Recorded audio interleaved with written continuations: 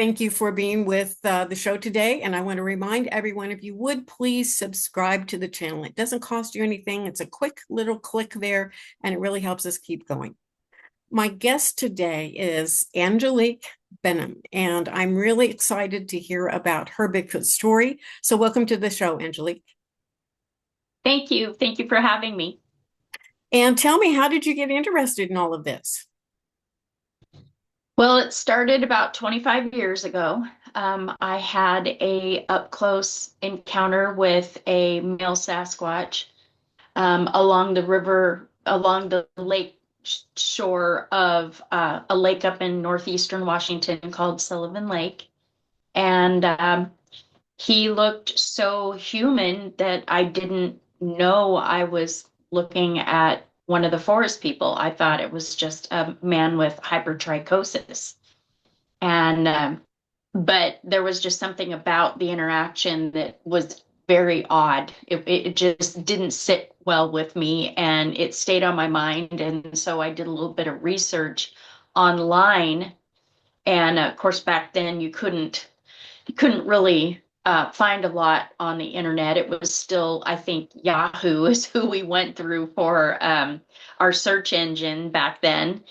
And all I found was basically a chat room that had, if you posted your any kind of an anomaly, it could have been Sasquatch, it could have been ghosts, it could have been a medical phenomenon, it could have been, little people, it could have been anything, but you posted what your experience was on this chat room, and it was a forum where your peers would read it, and then they would all kind of collaborate and kind of give you ideas of what you experienced, help you through it, whether it be post-traumatic stress, whatever. And I found this chat room, and I decided to go ahead and post this experience because I was more interested in the hypertrichosis thing. I had only seen it in the old history books with Barnum and Bailey Circus and the Wolf Boy. And here I had just had an encounter with this man who was covered completely head to foot in hair. And he didn't look like, to me, there were people on this chat room that kept saying, "Oh, you saw Bigfoot. Oh, you saw a Sasquatch." And I was like, "No, I didn't. I saw a big man." And I was trying to figure out what this medical anomaly was, some kind of, maybe a genetic disorder or whatever. And I was wanting to learn about that.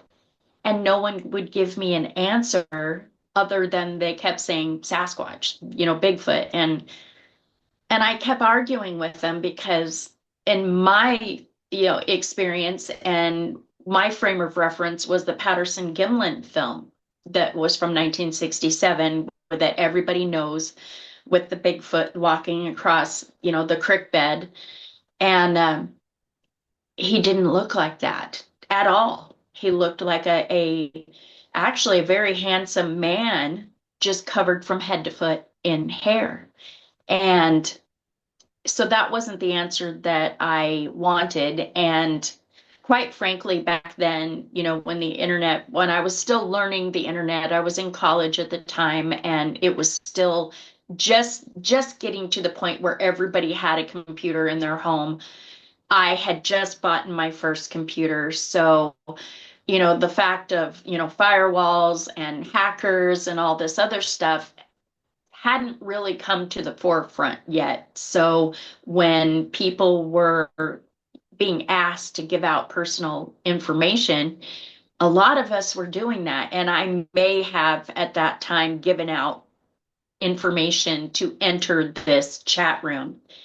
That's my only explanation for what happened, because after I left that chat room, I received a phone call from the US government, and it came across a caller ID box. And that was back when we had a little gray box that attached to your landline, and it told you who the person was that was calling you. And it just said US government. Well, I have a brother who worked in the US government for a very long time. And so when I saw this, my first impulse was, oh my gosh, something happened to my brother. And so I picked up the phone thinking I was going to hear some really bad news. And instead, there was a gentleman that said, he asked if this was, who I was, and I said yes. And he said, well, my name is so and so, and I work with the department of something or other. And quite frankly, I don't remember what department he said because I was completely waiting. I was waiting to hear some really bad, tragic news about my brother. So I wasn't really paying attention to what department he worked at. But he said, I want to talk to you about the Sasquatch that you saw on the banks of on Sullivan Lake. And that took me off guard because I was like expecting to hear something else.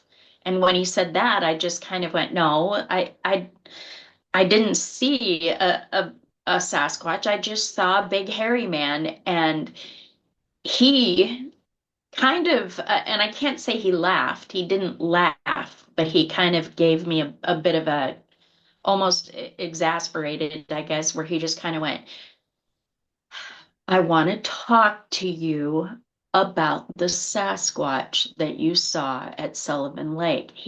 It was like he didn't want to deal with my excuse of saying that I didn't see one. Well, at that point in time, I don't know why. I still don't, but at that point in time, I felt this cold going all through my body and just it for some reason, I felt like, do not talk to this man. Don't talk to him. Hang up. Do not give him any information. And I just said, I told you I didn't see a Sasquatch. I just saw a big hairy man, and I hung up on him. To this day, I'd love to be able to go back in time and find out exactly what he was going to say and see what his intentions were with this conversation. Um, Now I'm sure things would go a whole lot different if I did get a phone call like that. But back then, I just shut him down. Not only because I didn't know what this man wanted, but then at the same time, it was like, wait a second, did I actually see a Sasquatch? So I had talked to my boys because I had been kayaking with my family, and what had happened was I had actually kayaked past a bank where he was sitting at on a stump. Came very, very close to him because I was skirting the shore of the lake. And my boys were all ahead of me in their own kayaks, and they had seen him as well. I didn't realize until a long time later that they had actually seen him. After I had gone past him, because this was a very big lake, I had gone kayaked for about another hour or so and met up, with more of the people in our group. And one of the women there pointed up and said, "Hey, look, there's a hunter up there on the top of that mountain." And I looked up, and sure enough, there he was. And he was paralleling me as I was kayaking. He was up on the top of the mountain, and I was down on the water, and he was staying alongside me most of the day. And this took from probably 2 o'clock in the afternoon until I would say probably around 7 o'clock at night. It was starting to get evening time by the time we reached where we were going to take the boats out and load up and go home. And this big hairy man, was following me. So I talked to the boys about it, and the boys had said, "Yeah, Mom, we saw him walking up there too." And and I told them what the man said on the phone, and they said, "Well, my oldest son, he was getting ready to go into high school, and he said, Mom, there's the guys at school are telling me about this site that you can get on, and you can talk about what happened, and maybe they can help you out." And at that point in time, I'd never heard of the Bigfoot Field Research Organization before, and it was just a, well, I guess I'll try it kind of thing. So I got on, and I got a hold of the BFRO, filled out a little bit of a template, filled in as best as I could, with a little bit of information, just keeping it in a really, really short synopsis, and then submitted it. And it was not very long after that, maybe a day or so later, I received a phone call from one of their investigators, and that happened to be Mr. Mel Scahan. Mel Scahan, he was featured on Flash of Beauty, um, the Bigfoot Revealed, and also I think he was on Paranormal, Bigfoot, at least for a moment or two, the sequel. He's also been featured in a couple other different documentaries. Very well known. He's a Yakima tribal elder. But at the time, he worked for the BFRO, and he was the one that did my investigation.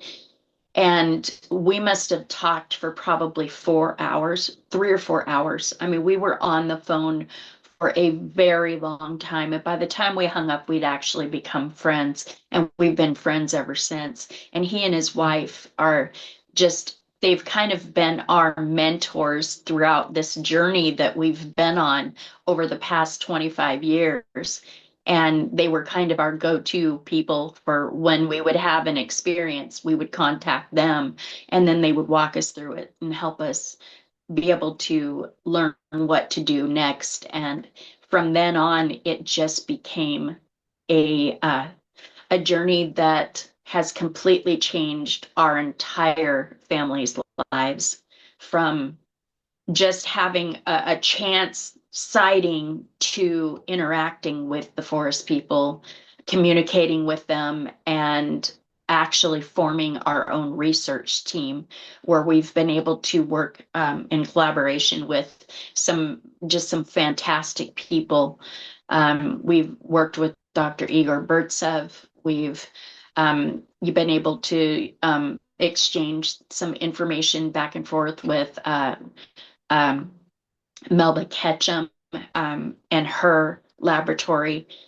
We've had, I can't tell you how many fantastic people that we've been able to work with and share information, and basically form our own um, research techniques that are just now coming to the forefront. So it's been really exciting to see some of these I'm things. really excited about hearing about all of those new techniques that you've got going, and it sounds like you've really progressed. I want to go back, however, to that very first encounter and talk a little bit more about that, because that was just how did you feel when you rounded that curve in the water and saw this thing so close to you? How far away was it exactly? Have you been able to measure that or no? Yeah, yeah. I've actually been able to go back to that exact spot and see it again, even 25 years later. He was right about 8 feet away from me. I was skirting the water's edge very close because I didn't have a life vest and I'm not a fantastic swimmer. So I stayed just out of where the branches of trees hang out over the water, and he was right at the water's edge. So he was only about 8 feet from me. I was close enough to him that I could see his eye color. So I was very, very close to him. And You said he was, I'm sorry, go ahead. oh, no, no, go right on ahead. No, you said he was a very handsome looking man. Now, did he have hair on his face but his facial features were very human-like, obviously. Absolutely. He was actually probably one of the most handsome men I think I've ever seen. He had a very square jaw. He had a very sculpted, straight nose. He looked Native American, full lips, high cheekbones. He had just these beautiful.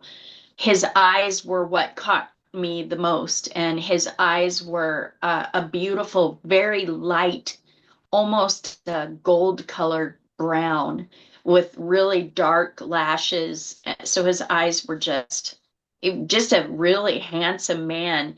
He had a very, very proud, um, very, very good posture. He was actually sitting on the stump with his leg crossed over his other leg, and he had his hands clasped around his knee, and he was just sitting there, just very straight backed, very broad shouldered, very muscular. And when I first saw him, I noticed that he was looking at me, so I waved at him, but he didn't wave back. And at first I thought he didn't see me. So as I got a little bit closer to him, I waved again and he didn't wave back. So at that point in time, I thought, okay, well, he just doesn't want to say hello. But I was coming close enough to him that I was going to literally pass, like I said, maybe 8 feet away from him. And as I was passing him, I looked over at him, and that was when I was just, he was beautiful. He was absolutely probably one of the most perfectly structured, masculine, hyper masculine man that I think I'd ever seen. And so I kind of did a double take, and then I looked away. And then when I looked back at him, I realized he was naked, that he actually wasn't wearing what I first thought was a turtleneck sweater, long sleeves turtleneck sweater in 90-degree weather. But when I looked back, I realized that it was hair, and that I saw he kind of shifted in his seat a little, and when he did, I saw a glimpse of his nipples and went, "Oh my gosh!" That's when I realized this man had hypertrichosis, and I didn't want to stare at him because at that point in time I didn't want to make him feel nervous about me gawking at him, because I figured at that point in time the reason why he was in a secluded part of the lake was probably because he didn't want a lot of people to see him. And I felt like I didn't want to embarrass him. And so I looked away. But then when I looked back, I looked over my shoulder at him, and he had stood up.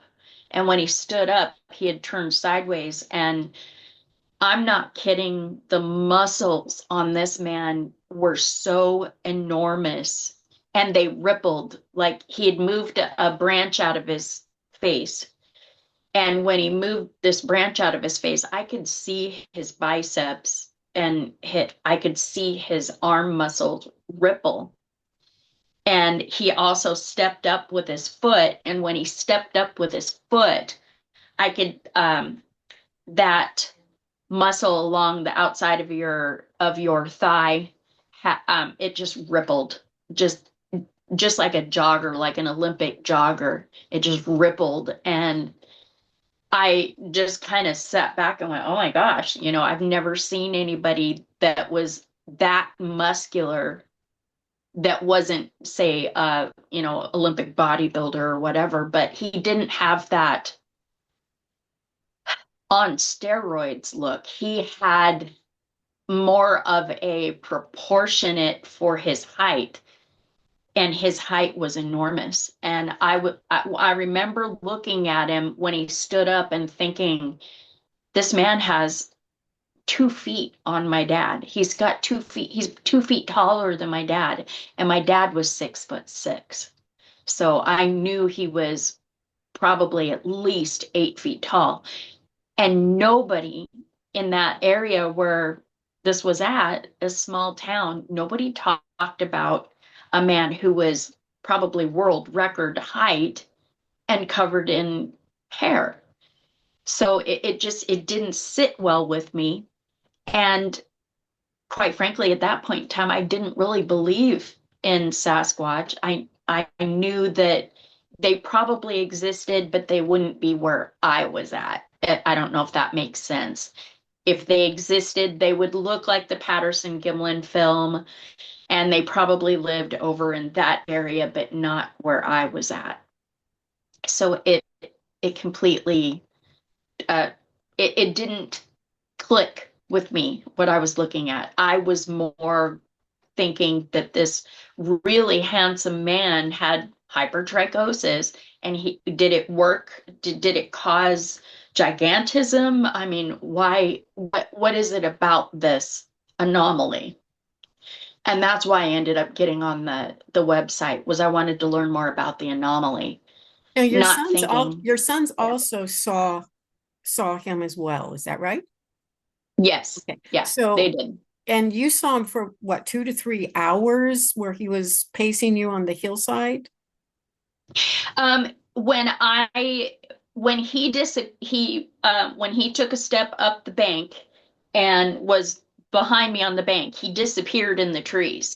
But on the mountain that we were kayaking beside, it's completely wilderness mountain. There is nobody that lives up there. It's completely void of people.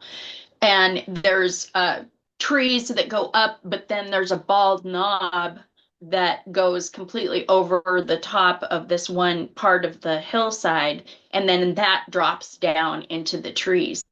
While I was down, clear down on the water and passing where that bald knob was, it was a couple hours of kayaking, going very slow. We weren't in a hurry, and really powering to get back to shore. So, I mean, we had, well, my three sons, my sister-in-law's three kids, and then we had another extra person with us, plus myself and her. So it was a big excursion with a lot of people, mostly kids, and trying to contain them like herding cats. So it didn't, it really didn't go very fast.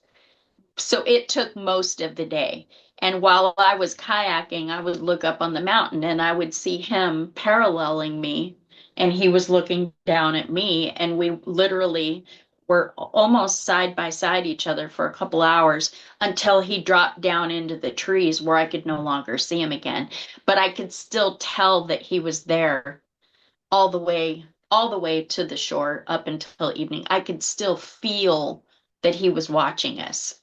So it lasted for most of the day, Did at your least half of sons the day. did your sons describe him in the same way that you did? I know, did they see him close up like you did, and did they describe him in the same manner that you described it? No, what they never saw him on the bank. What they saw was him walking up on the hillside. When they were, my youngest son said that he caught a glimpse of what looked like an old man sitting on the bank, but he just glanced and looked away, never paid attention. They were kids, but he did remember seeing him up on the hillside, and everybody just assumed it was a hunter. Well, August, that's not even hunting season yet. And everybody just kind of went, oh, yeah, there's a hunter up on the hillside walking, you know. And I remember my oldest son was saying something about, wow, he's wearing some really heavy coats and stuff for being 90 degrees, but, whatever, the guy's hiking, the guy's hunting. And that was all that they were thinking that he was a hunter. But this obviously got your attention enough that you were trying to find some kind of assistance or someone to talk to about it because it was unusual for you. Yes. There again, Yes. even though you had in your mind kind of made up your mind what you thought this was, because the Sasquatch creature just did not exist in your mind. So it was difficult for you to Yeah. accept that, right? So tell me, Yeah. Absolutely. when the government official called you, and I know it was a brief conversation, what do you regret not asking them, and why do you think they were calling you? I have no idea what the reason why he could possibly have been calling me. The only information he gave me was, I want to talk to you about the Sasquatch that you saw at Sullivan Lake. That That was the only bit of information that he gave me, except for his name and the department that he worked in. But I don't remember what those are. Why I felt like he didn't, why not to talk to him, I don't know why. It was a gut feeling to just go, nope, nope, hang up now. Looking back now, what I would like to know is, first of all, I would like to know who the guy was, what department it was, and then I would like to hear what he had to say and say, you know, why do you think that I saw a Sasquatch when I saw just a hairy man? What makes you think that it was a Sasquatch, considering you work for the government? Okay, that would be a question that I would like to hear from him. What would make you, sir, think that I saw a Sasquatch rather than just a tall man with hypertrichosis?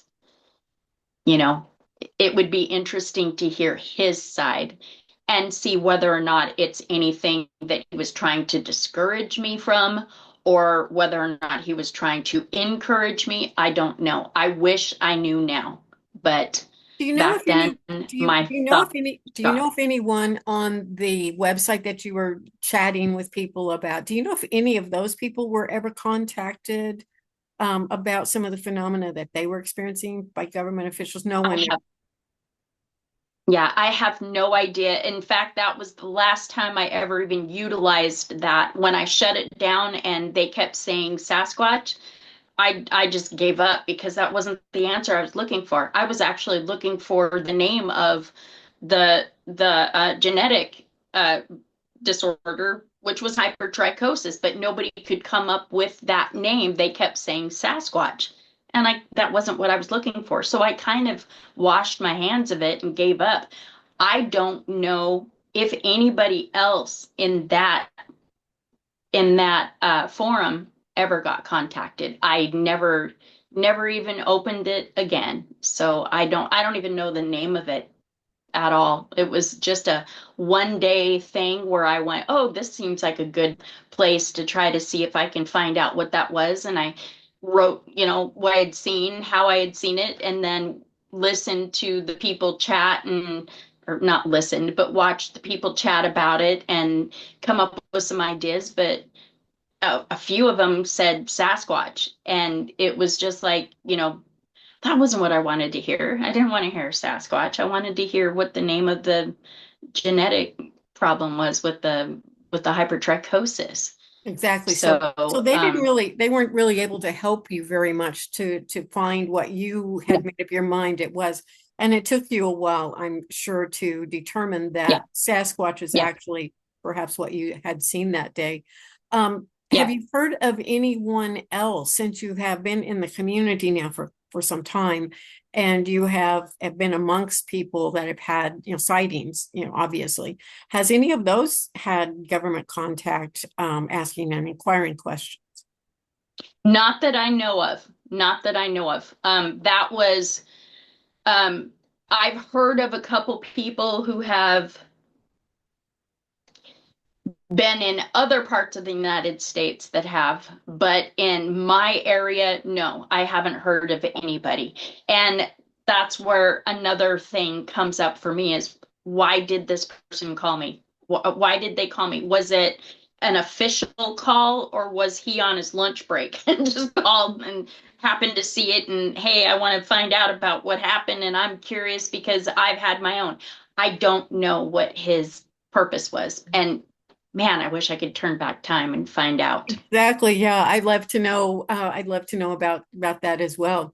I've been a researcher, not a Bigfoot for so long, but of other phenomena and UFO activity, and I know I was contacted several times Yeah, about, and I hadn't even had an encounter. I just worked with other people and doing research. So I think there is an interest, at least, whenever there's some unusual things happening.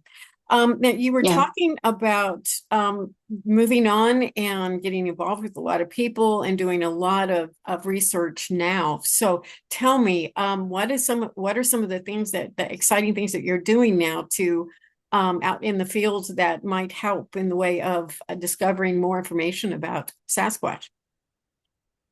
Well, we have actually we've have people on our team. Each of us kind of has our own interest and our own focus in research. My son, who's actually the team leader, he's ex-military, so he does a lot of the boots on the ground footwork and data when it comes to tracking things like that.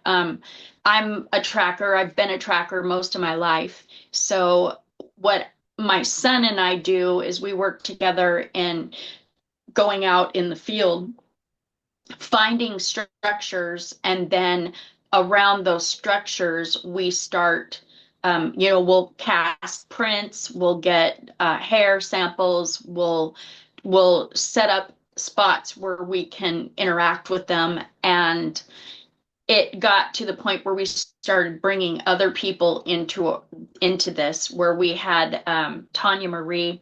She's the existential empath, and so she does a lot of working with teaching people how to be empathic so that they can tune into their abilities to be able to feel the presence of something there, which she's phenomenal at. She's also been able to teach us how to utilize mind speak. And we've had been able to, through these different things, we've been able to connect with the forest people. Um, One of the things that our group focuses mostly on is not in proving that they exist. We know that they exist. That's been proven decades ago. We want we want to work on communication with them. And so what's actually really exciting for our team is that they reached out to us first before we even acknowledged that it was even possible to communicate with them. They reached out to us first and began slowly teaching us how to communicate with them, which steps outside of the box.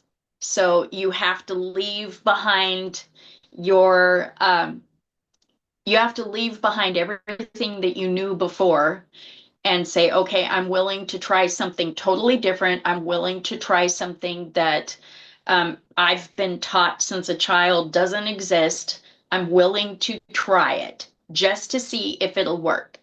And we started doing that. And it took a little bit of setting our egos aside, setting our pride aside, and going, okay, I'm going to just try this.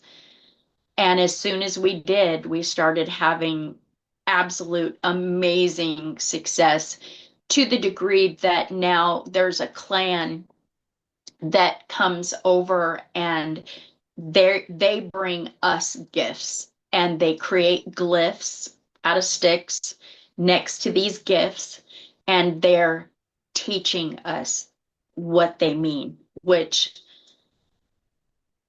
all you have to do is ask. And it's so simple. We never ever would have ever thought that it's just as simple as asking, would you please teach me about you? I want to learn about you. Will you teach me? And having them go, yeah, absolutely. And they start teaching us slowly but surely. It takes a very long time. It doesn't just happen overnight where you sit down and have coffee with one of them. They literally slowly ease you into their world, and it's incredible. And everybody on our team has just sat back and just been completely awestruck and blown away by Tell, how tell me some of the things loving. you tell me some of the things you have learned about them. What have they taught you, and what, has amazed you in, obviously the interaction itself is amazing, but what have you learned about them, and what method have they used to give you this information, and how have you improved that communication? Okay. So, uh, let me see. I'm trying to pick an example because we've got hundreds of examples. Um, for example, we've had, my son is very much, he was raised Christian, so my son is Christian. He follows the Bible, it, and that is who he is. And he knows that these people exist, and he knows because they come into his property, and he was the one that they picked first to gift these items. And they pick small items. It might be a beautiful agate, or it could be a feather, or it could be a heart-shaped stone. It could be, just trinkets that they started gifting him. So he created a gifting table in which he took an abalone shell, a big abalone shell, and he would put items in it for them to gift back. And it became a trade system. And so this is where we learned what the X means, is that the X to them at that point was them telling us that we want to trade with you. They left an X and they left gifts. And so my son went, okay, and he put this abalone shell out and he started putting items in it. And at first they were putting other items on just this table. It's an old picnic bench. They were just putting items next to it. But then one day he came out to check on it, and they had put their own abalone shell and were putting gifts in their abalone shell, and that was their gifts to us. Now, his father-in-law was an avid non-believer. He was like, no, they don't exist. Somebody's hoaxing. However, on the property that this takes place on, there's cameras around. There's nobody that knows where they live. They're very secluded. They're very private. Nobody knows where they live. And the people that do know where they live do not know that this process is taking place. It's just kept between the team members. Nobody else knows. The neighbors don't know that this is going on. Nobody else knows. Other family members don't even know that this is going on. It's just within the team. So it's very secret, and we keep it that way. We don't want anybody interfering. We don't want any chances of there being any hoaxing or anything else going on. Well, his father-in-law, because he lives there, was watching day by day this stuff happening, and he was going, somebody's hoaxing, somebody's hoaxing. I know that they're hoaxing.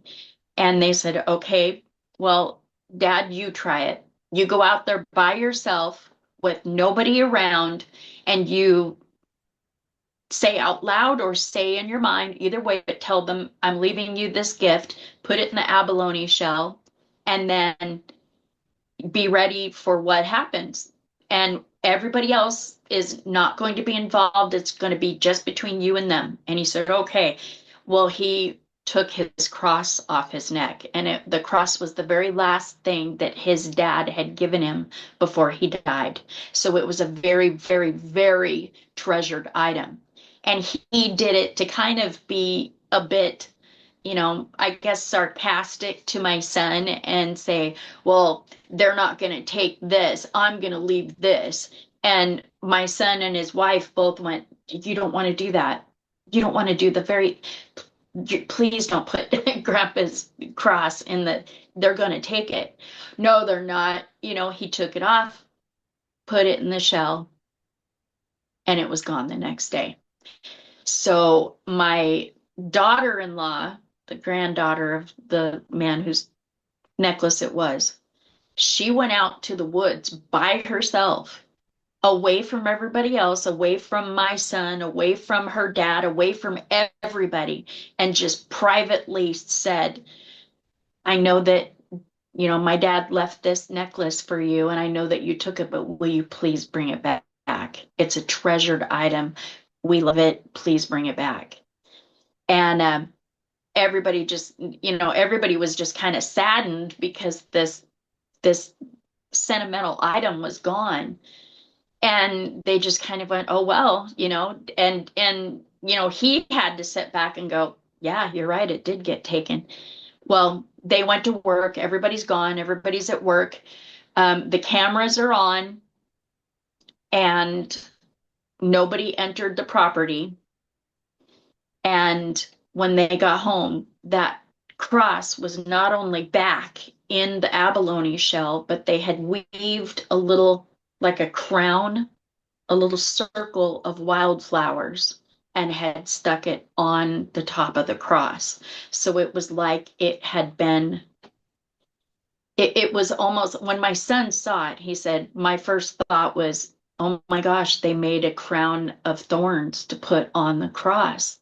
And he said it was made out of wildflowers, and it was very intricately woven and braided, and very very intricate, and it was setting with the cross. So they had heard what my daughter-in-law had asked, and had not only given it back, but had, in a sense, kind of blessed it, knowing that it was an item that was that sentimental. So from then on, he got back his cross necklace, and he's no longer denying that it isn't happening. That's just one thing. We've had countless things where witnessed we've witnessed them grieving with us. We've witnessed them um, being joyous. Their emotions are very kind and loving. Once they accept you, you're a part of their family, and they view you as such. You can go into other areas with other clans that don't know you, that might not trust us. And when you're able to talk to them and say, okay, my name is such and such. I know this person and this person and this person in that clan over by us. They are our friends.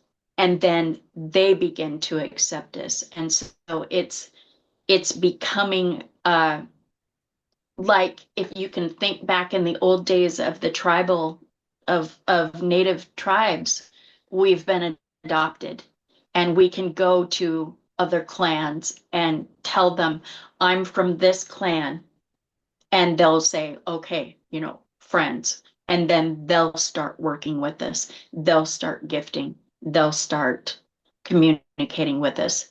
So it's completely blown our minds. But if you no longer think of them as what we call the 3 M's, which is monkey, mystery, and monster, and think of them as people, you will get way better success if you think of them as people than whether you think of them as the way that society has programmed us to think of them. So you refer to them as the forest people, and I've interviewed a lot of people that refer to them as the forest people. Why do you think they want to befriend you, or to reach out to you, or to have this kind of level of communication with you? Well, actually, I found that out through the very first time that I ever experienced mind speak. I was getting ready to speak at a symposium with Mel Scahan over in the Toppenish area, where they were putting on a Bigfoot symposium.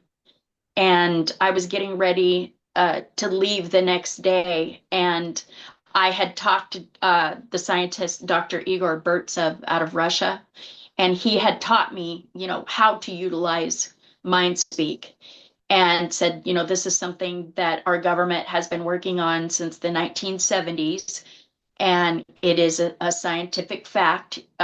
Anybody can utilize mind speak. It's not a demonic thing. It's just a part of our DNA. It's a part of our intuitive abilities that we've had since the very beginning of time. We just forgot how to utilize it. And so he was telling me how to use it.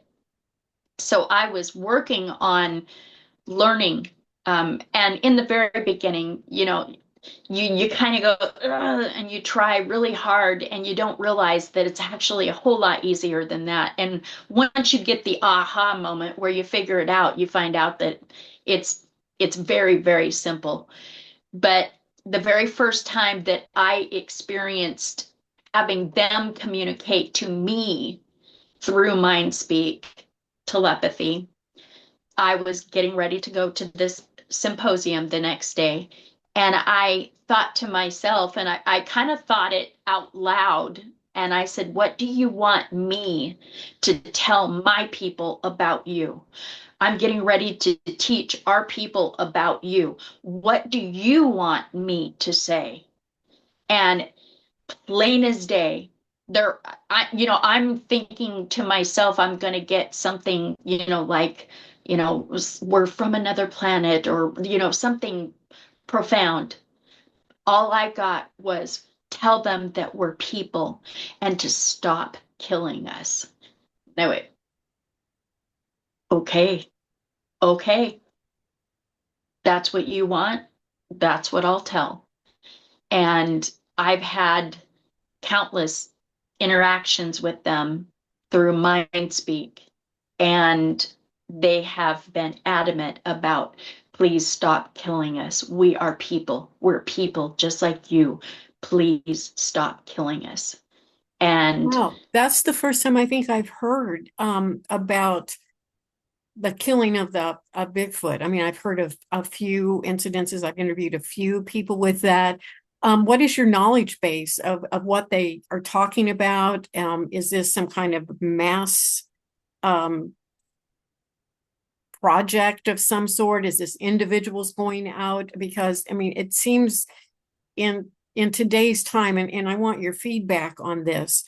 It seems like in today's time, most people that I interview anyway are not looking to kill them, but there are some that want a species. But if they did have a species, they'd be bringing that baby in and hanging it up and saying, "Oh, this is a grand, spectacle of a catch." So we're not yeah, hearing about that. We're not hearing about people killing them. So did they give you any further explanation, or what more do you know about that?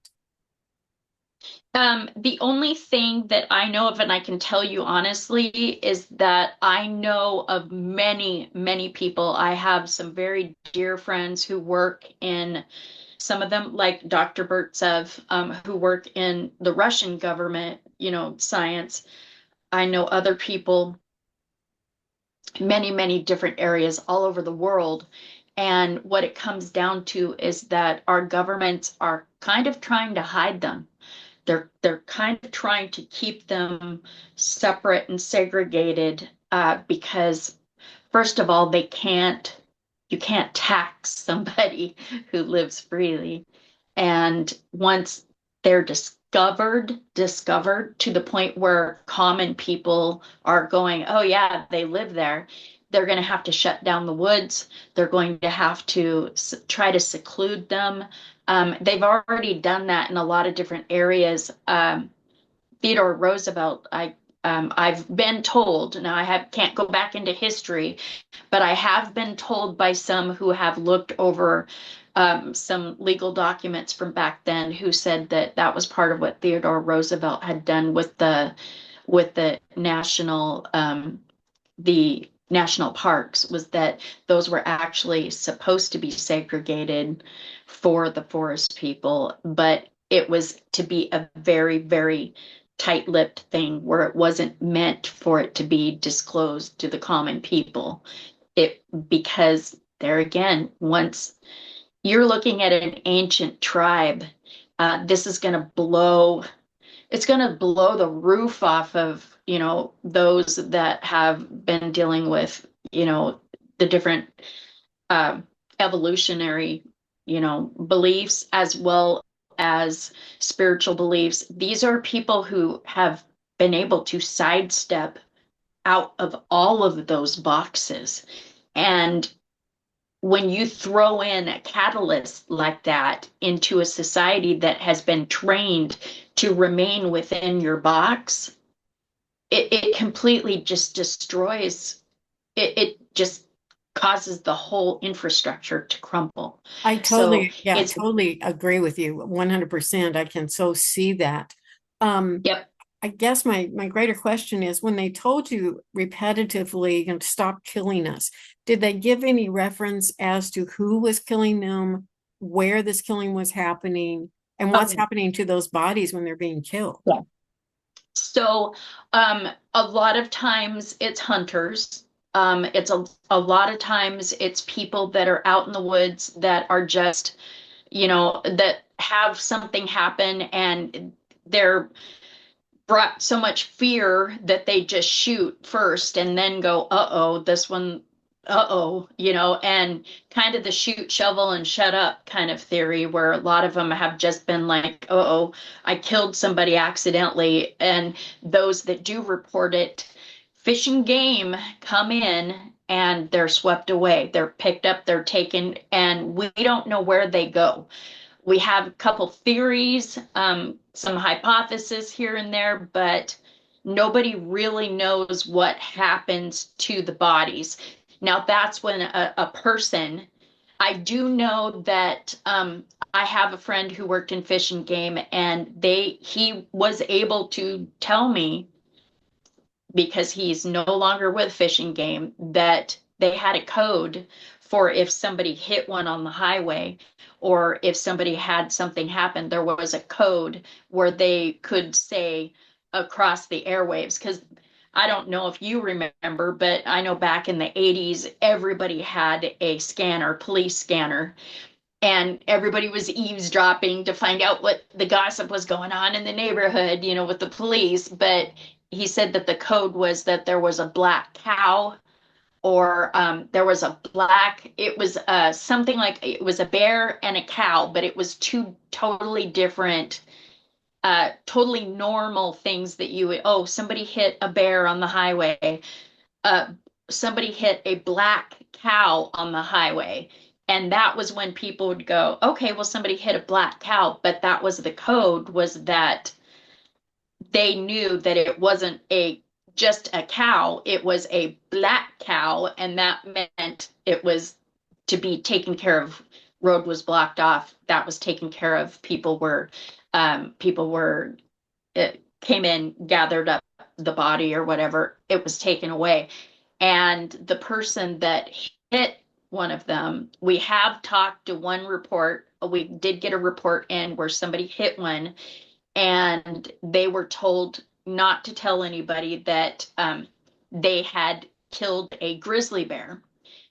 Now, we do have grizzlies around here. We do have grizzlies. Grizzlies are all over back here, but they're still protected. And so if you hit a grizzly, you can get in a lot of trouble. So they would say, "Hey, you hit a grizzly." And the person went, "No, I didn't hit a grizzly. I hit a man."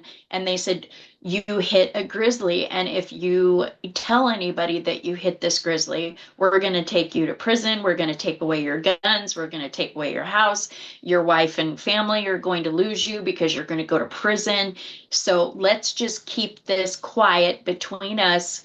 We won't tell anybody that you hit a grizzly, and go on your merry way." And the guy was like, okay. But he knew he did not hit a grizzly.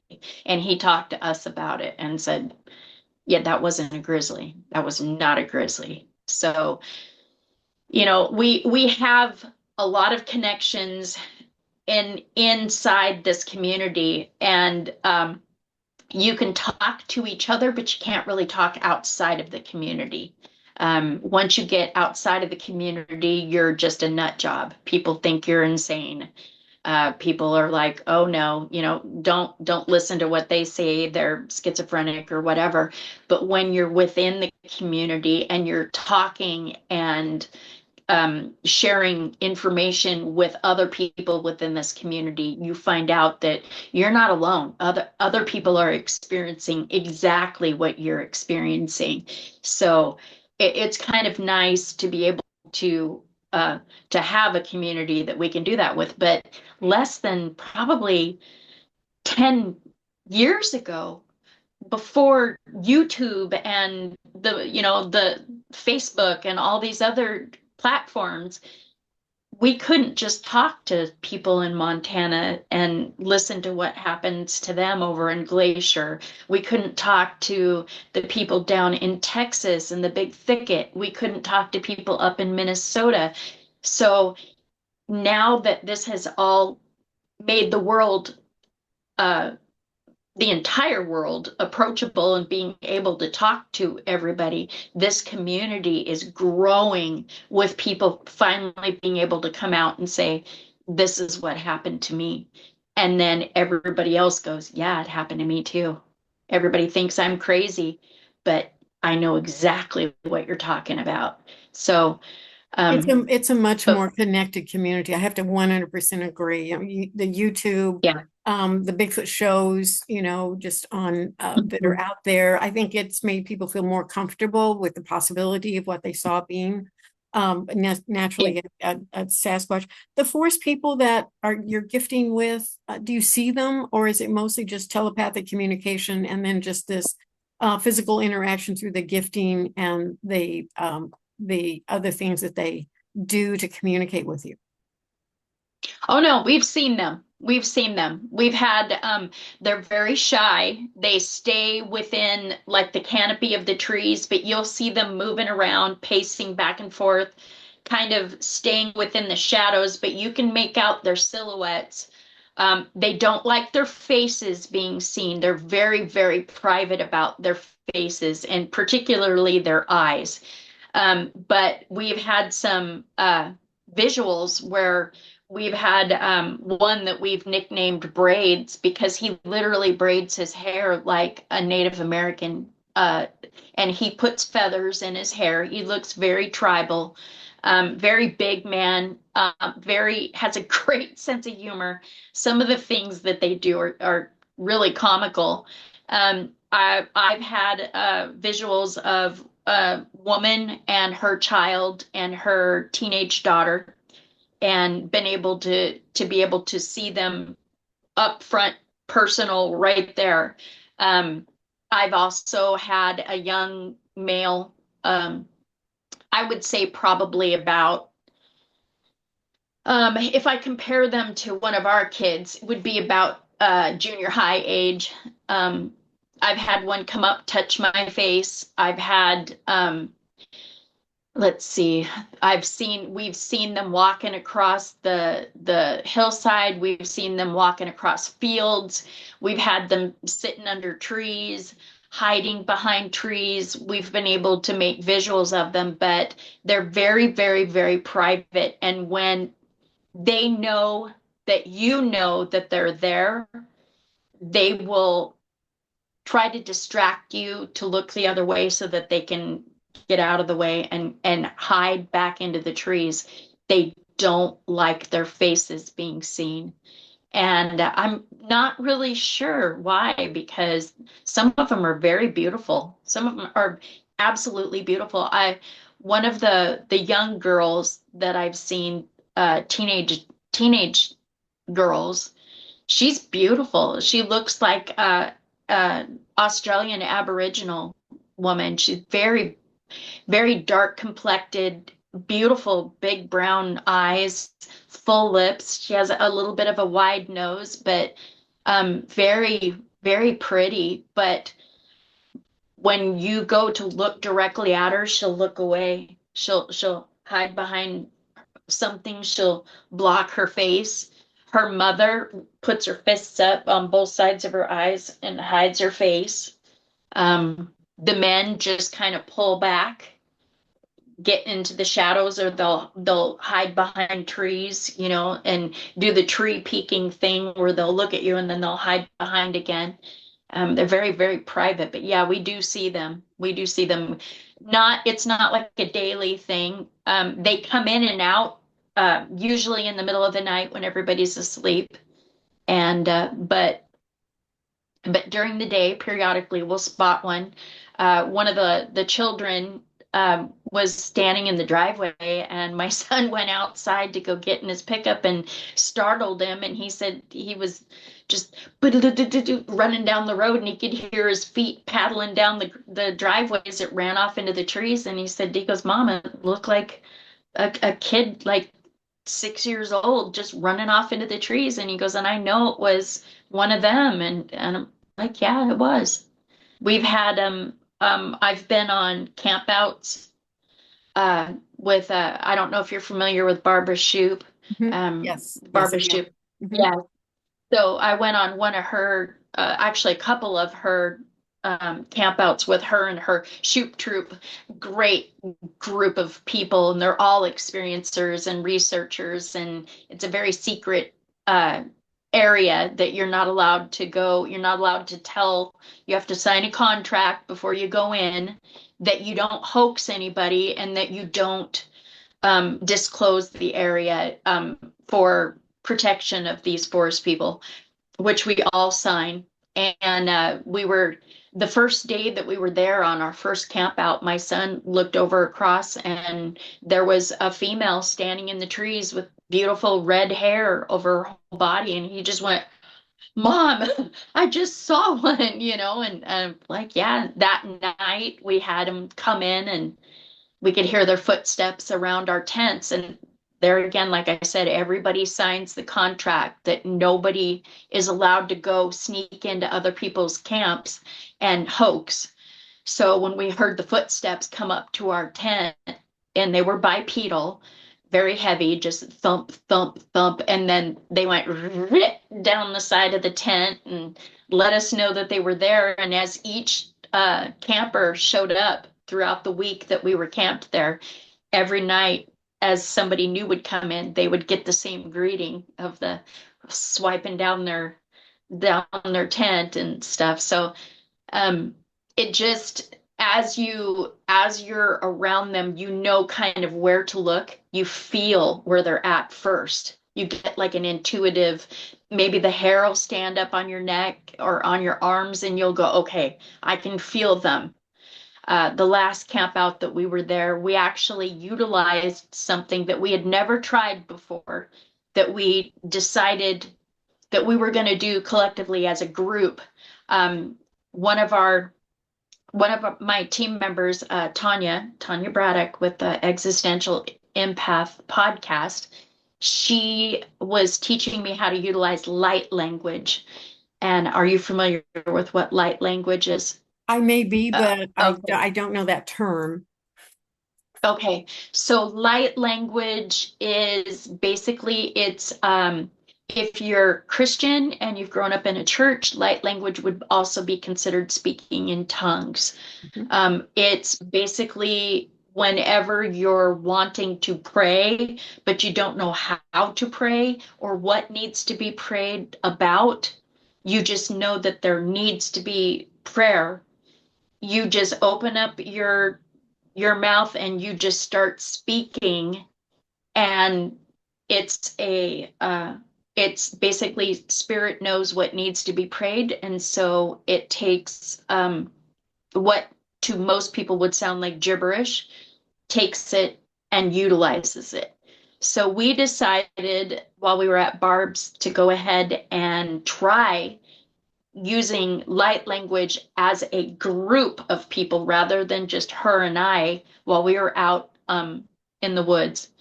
Try utilizing light language and see if we could connect with the clan that were gathering around this camp out.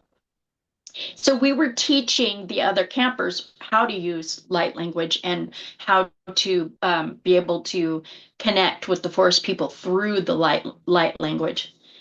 And as we were doing it, I got mind speak. And when I got mind speak, I was told that the clan elders had come in, had been summoned by the clan that was there, that knew Barb and knew all the people that are her friends that have gone to this camp out for years and years and years.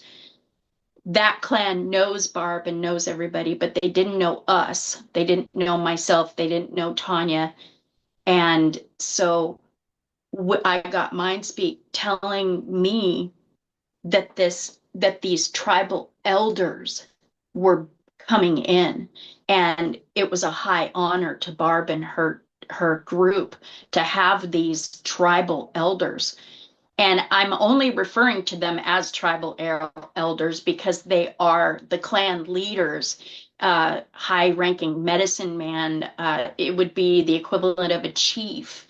You know, these are people that when you're meeting with them, you're meeting basically like the president of their people. They came in because they adore Barb. They adore Barb and they adore her people. And they came in and it was a high honor.